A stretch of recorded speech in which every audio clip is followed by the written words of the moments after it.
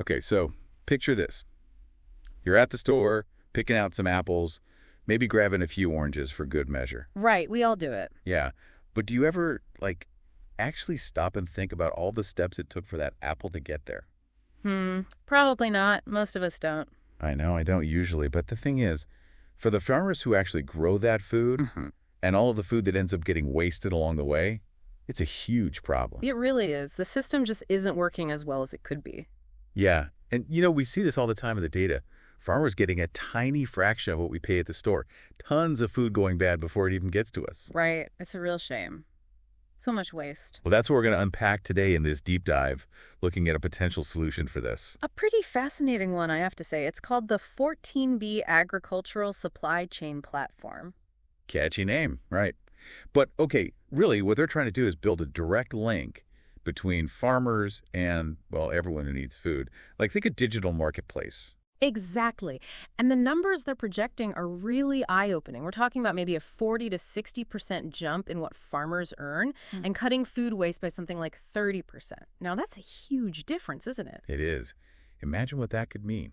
More money going straight to the people who grow our food, less of an impact on the environment from waste. Right, that's the goal. And what's really caught our attention is that this whole platform was developed with help from something called EON Reality's AI-powered entrepreneur guide. Okay, so right away, that tells us they're using some serious tech and data to tackle these problems, right? It's not just some random idea someone had. It's a strategic, data-driven approach. Definitely. And it speaks to the complexity of this problem, right? It's not an easy fix. But let's get down to brass tacks here. What are the biggest issues this platform is designed to fix? I mean, when we see farmers earning so little and all that waste happening, something's got to change. Right, and the source material dives right into this, so let's break it down. Let's start with the current system, which is, frankly, pretty messy. Like, you have all these middlemen between the farm and your shopping cart, right? Exactly. And each one takes a cut. Our research shows that small farmers are sometimes only getting like 20 to 30% of the final price that people pay for their food in the store. Wow, 20 to 30%. I mean, that's shocking. It's almost insulting when you think about how much work goes into farming, the weather, the risks. It is. It's a tough reality. And then on top of that, you have this massive problem of food waste. Like in India alone, we see estimates that something like 40% of fresh produce is lost just during transportation. 40%? Seriously? Yeah. I mean, that's almost half the food just gone before it even reaches anyone. It's just crazy to think about. And that's just one example. It's a global issue. Exactly. It's not just one country. It's everywhere. And all those extra steps in the process, all those middlemen, well, that just adds to the delays, the chances of things going wrong, the waste. Then on top of all of that, there's the whole issue of price information. A lot of farmers are operating in the dark, not really knowing what their crops are truly worth at any given moment. That's right. And that lack of information, that imbalance, it's basically a recipe for exploitation, isn't it? Yeah, it's called information asymmetry, and it puts farmers at a real disadvantage. They might have to accept a low price because they just don't know any better. They don't have any other options. And that's where this 14B platform comes in. It's all about making those connections more direct, cutting out the middlemen, and bringing that price transparency into the equation. So how does it actually work? So imagine instead of a farmer selling to a local guy who then sells to someone else and so on and so on, the farmer can just put their stuff directly on this online platform. Like a digital farmer's market kind of thing. Yeah. Where anyone can come and see what's available. Yeah, exactly. Buyers, big and small, can go on there, see what farmers are offering, and make deals directly. And the key is that this platform gives farmers real-time data on what different crops are going for in different markets. So, if I'm a farmer growing tomatoes, I can actually see what they're selling for in different cities and regions right now, not just rely on what one local buyer tells me. Right. And then I can decide, okay, it's better to sell my tomatoes in City A today because the price is higher there. It gives farmers so much more control. That's a game changer. But what about quality? I mean, if you're buying online, you want to know you're getting good stuff. Oh, absolutely. So here's the clever part. They've built in standardized quality grading, and it's all verified. So buyers know exactly what they're getting, and farmers who produce high-quality stuff are rewarded. And you, as a consumer, well, you get consistently good produce. Smart. It incentivizes everyone to focus on quality, which benefits everyone in the end. But what about those smaller farmers who might not have huge amounts to sell? How do they fit in? That's where the aggregation points come in. It's like Think of it as a virtual warehouse. Small farmers can pool their produce together to get those bigger orders. Makes sense. Strength in numbers, right? And they can share the costs of things like transportation, which might be too expensive on their own. But speaking of transport, let's talk logistics. The sources talk about optimized routing. What's that all about? Okay, so imagine this. They're using algorithms, fancy math stuff, to figure out the most efficient routes for getting produce from point A to point B. This means less time on the road, which is super important for keeping things fresh, and lower costs for everyone. So basically making sure those trucks aren't driving around in circles, wasting time and fuel and, letting the food go bad. That's the idea. And then there are the direct payment systems. No more waiting weeks to get paid. The money goes straight to the farmer, quickly and securely, with lower fees. It really does seem like they've thought of everything. They're addressing so many problems at once. And, one thing that's really fascinating to me is that this whole thing was developed using some AI guidance, right? Yeah. An AI entrepreneur guide. Tell me more about that.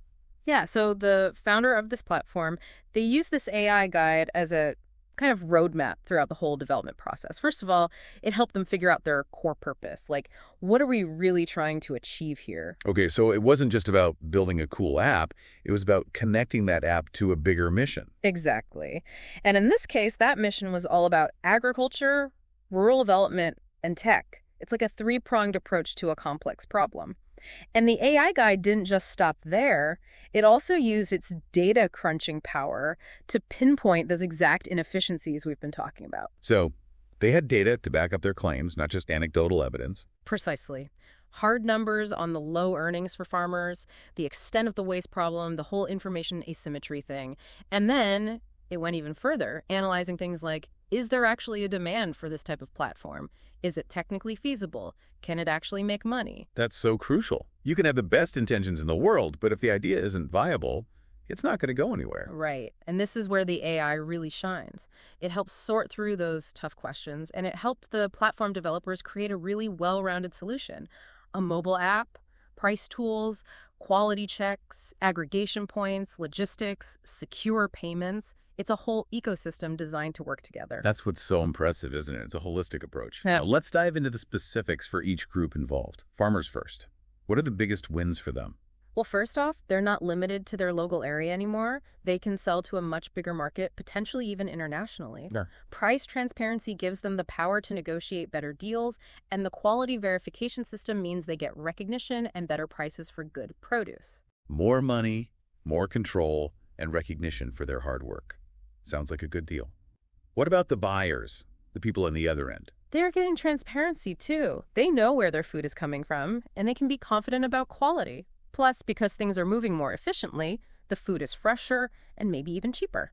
So a win for consumers as well. Fresher food, potentially lower prices, and the feel-good factor of supporting farmers directly. Now, how about those logistics companies, the ones actually moving the food around? What's in it for them? For them, it's all about efficiency. Better routing saves them time and money, and they have consistent business coming from the platform. Plus, they can build a reputation for reliability, which helps them get more work. So everyone benefits in some way. But let's be realistic. To make this all work long-term, you need a solid business model, right? Yeah. How does this platform actually make money? Well, they have a clever system. It's a mix of a few things. First, there's a small transaction fee, just 3 to 5%, charged on every sale that happens through the platform. So they only make money when farmers are making money. Seems fair enough. Right.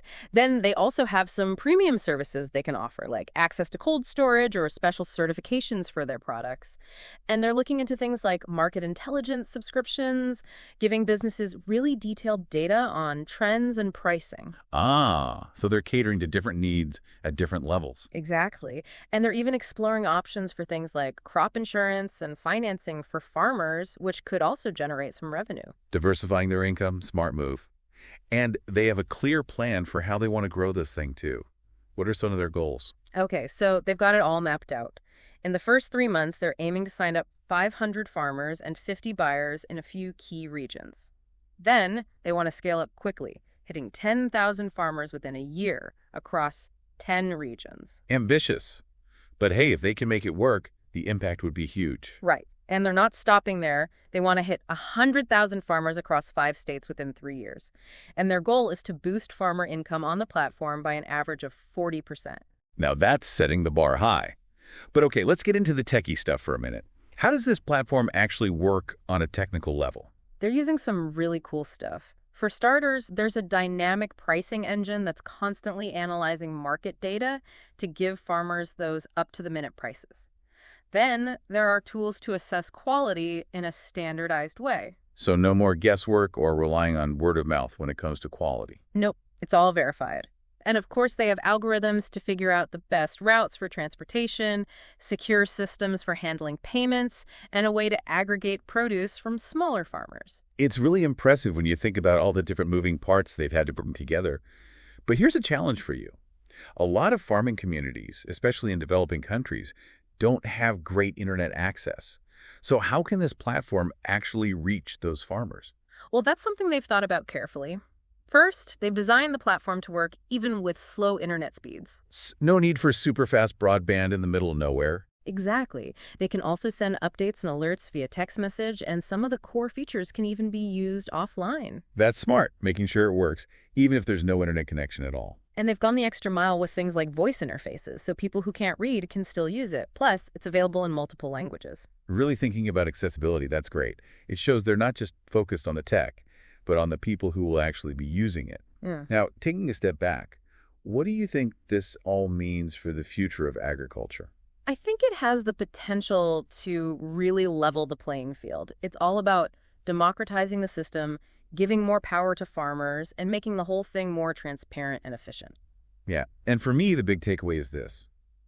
It shows that technology can be used to address some of the biggest challenges we face, like inequality and waste. This isn't just about making money. It's about using technology to create a more just and sustainable system. And it's a model that could potentially work in other industries too, right? Anywhere where you have lots of middlemen and a lack of transparency. That's a really interesting point. I mean, think about healthcare, think about education, think about any system where information is power. What if we could use technology to level the playing field in those areas too? That's something we're thinking about. Definitely food for thought.